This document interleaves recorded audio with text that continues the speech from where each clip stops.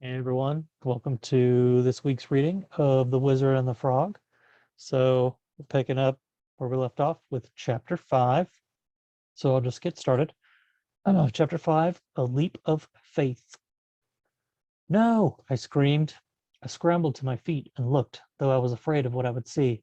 Pomeria was flying down through the air, quickly falling to her death. Dormouse was there beside her, holding the egg. Beside me, holding the egg. A look of fear etched onto his face. Without thinking about the consequences, I pulled the wooden pendant from my boot, grabbed the elf's hand, and jumped off the ledge. The womanliest scream came roaring out of Dormouse as we fell. I probably would have laughed if I didn't think this was complete suicide. The air whipped around me, deafening. I opened my mouth to scream out to Pomeria, but the wind forced my words back into my throat, and my cheeks began to hurt as they flapped roughly. I tried to close my mouth, but it was almost impossible. It felt like the rocky ground was coming up to meet us, speeding up faster and faster. I reached out and grabbed hold of Pomeria as we overtook her, then I broke the wooden pendant. At first, nothing happened. I remember what Master Zalor said about thinking of where you wanted to be. The ground was only 50 feet away, if that. I closed my eyes, not wanting to see my end, and pictured the academy. My stomach lurched, and I snapped my eyes back open. We were traveling through a portal, similar to the one that brought us to the Triad's mountain. The world shifted in and out of focus around us, and this time I thought I was going to be sick. Everything slowed down, as if time itself were crawling, and then there was a ploop sound. A feeling of dizziness swept over me, and I turned my head, expecting to vomit. I didn't, and the feeling passed. The world stopped spinning, and I saw we were lying in the grass of the front courtyard. I sat up too quickly, immediately regretted it, and laid back down. I covered my eyes with my hand and recognized the architecture of the academy.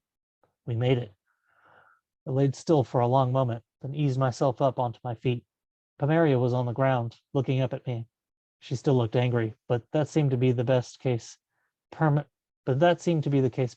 since she'd been turned into a frog. I scooped her up and placed her back into my pouch, then looked for Dormouse. He stood a few feet away, clutching the oversized egg to his chest. No guards came to investigate, so we made our way inside the building and up to Master Zalor's office. The door was open, and he was sitting behind his desk, reading over the papers scattered upon its surface. He looked up as we entered and rose to his feet, an enormous smile spreading over his bearded face. "You're back," he said triumphantly. "We are," I replied. I was trying to hide the fact that I was in pain. "Where do you want this thing?" Dormouse huffed, struggling to keep from dropping the egg.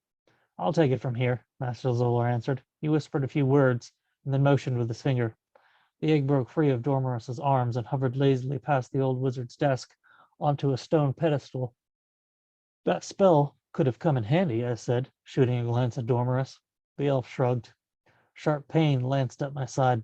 I clenched my jaw, trying to ignore it.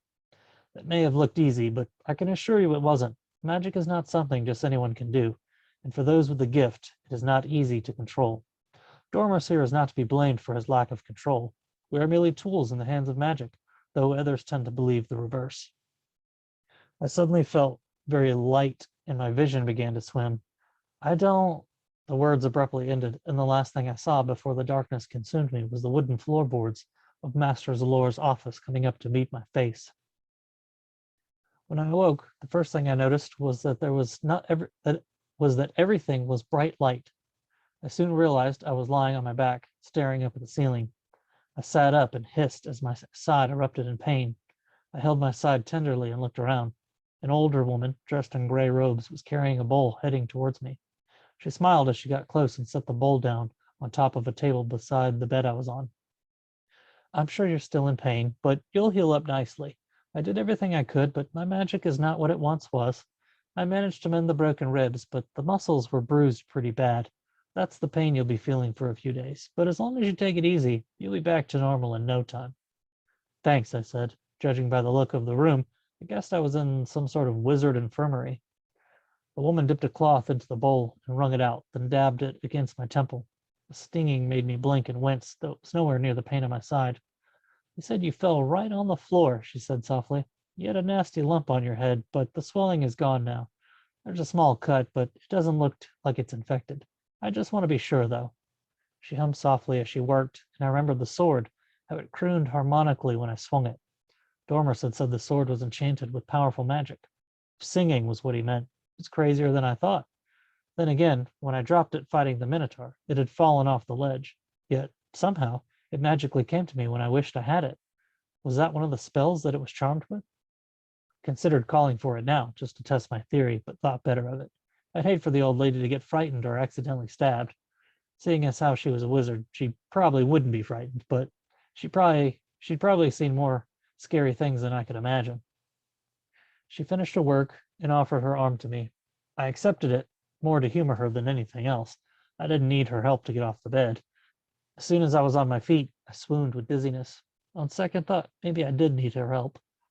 The room spun for a moment, then everything calmed, and I was able to walk without her assistance. I was almost to the exit when Dormerus entered the room. His eyes widened, and he seemed genuinely happy. I was wondering when you'd wake up. You had Pomeria worried. How long was I out? I asked, confused. 2 days, the elf answered, though it felt longer. 2 days? Holy gods! It didn't feel that long, I said. Do you need me to help you walk? No, I answered. My side hurts, but other than that, I feel fine. 2 days? Gods, what did I miss? Not much, Dora said. You passed out and went down hard. Thought for sure you cracked your skull open. Master Zalor called for the healers and they took you here. I've been watching over Pomeria while you were out. Master Zalor was happy we were able to get the egg. He says the quicker we can get the unicorn, the quicker he can change Pomeria back into her normal form. That's where we're going next, I said. If we can steal an egg from the triad and escape with our lives, catching a unicorn should be a walk in the woods. Have you ever seen a unicorn? Dormus asked. No, why? They're huge creatures, bigger than horses, and an attitude problem you wouldn't believe. They used to be more common, but they were hunted for their horns, and now most people think there's only a handful left. So what you're saying is this isn't going to be easy. Dormer shook his head. I'm afraid not. That's great, I sighed. Could one thing go right? Just one. I followed Dormus to the room he'd been given to stay in. My clothes were clean and neatly folded on a desk.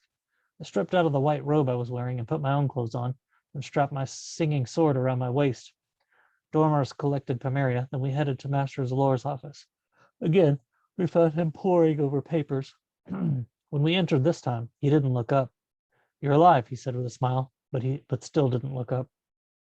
It'll take more than a kick from a Minotaur to take me down. That's good, he replied, because I have bad news. Bad news, I repeated. What's the problem? Are you familiar with goblins? Master Zalor asked, looking up.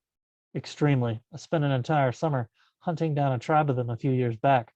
They're quick and spindly, but easy enough to kill. There's reports that a few have been spotted near Silverwood, which is where you'll need to go to find the unicorn. There should be 3 of them, a male and 2 females. I want one of the females. They are more docile than the males and more magical too. Do you have to have an entire unicorn? Could you just use some of its hair or something? No, Master Solar shook his head. I need the entire animal. How do we get it here? I asked. The same way you got back from the triad. I'll give you another pendant. Speaking of, you didn't use the last one when you were on the mountain, did you?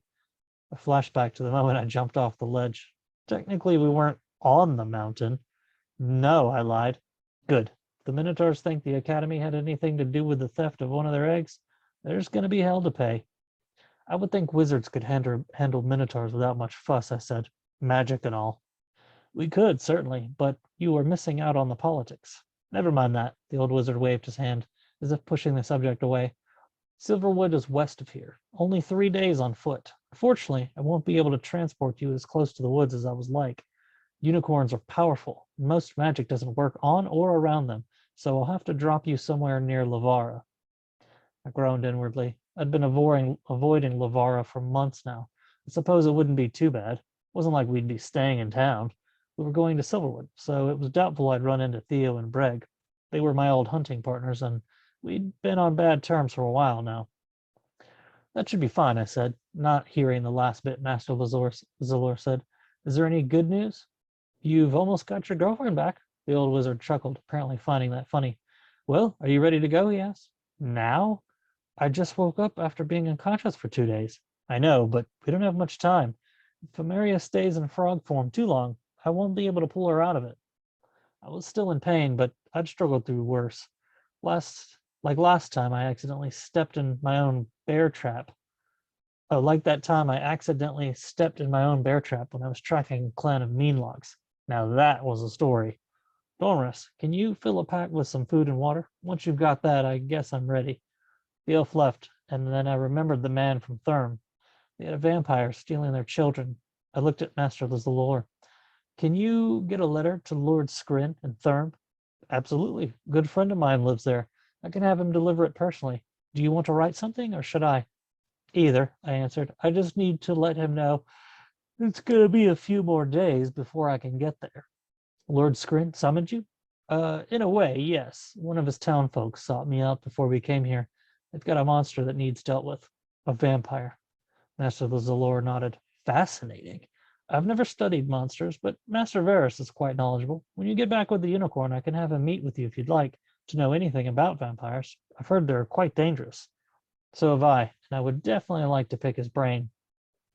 Dormus returned, carrying a pack that looked stuffed to the brim. Got enough supplies? I asked, eyeing the bag. I think so.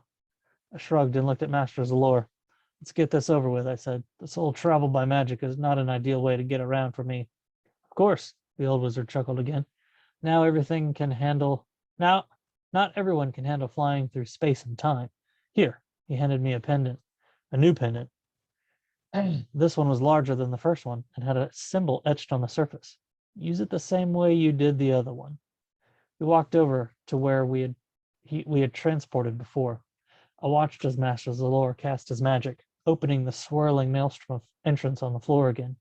It seemed unnatural that a mortal should have such access to power. Then again, without magic, it would be harder to kill certain enemies. Remember, Master Zalor said, don't die. I finished his sentence with a smirk. Of course, but I was going to say, don't piss off the male unicorn. If he's feeling extra vengeful, he might just send you into another plane of existence. I shook my head and jumped into the portal.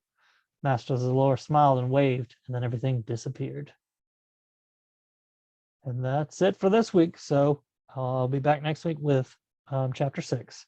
Thanks for watching. And if you missed it, I uploaded a brand new book, book 11, Dragon Riders of Osnan is up, Song of Bones. And as of recording this video today, Monday, the 25th of July, I finished writing book 12 last night. So it's got to go through editing. I'm waiting on my cover artist to finish something else for me. I'll have him do the cover. But the book should be releasing sometime in August, probably near the end of the month. So keep your eyes peeled. See you next week.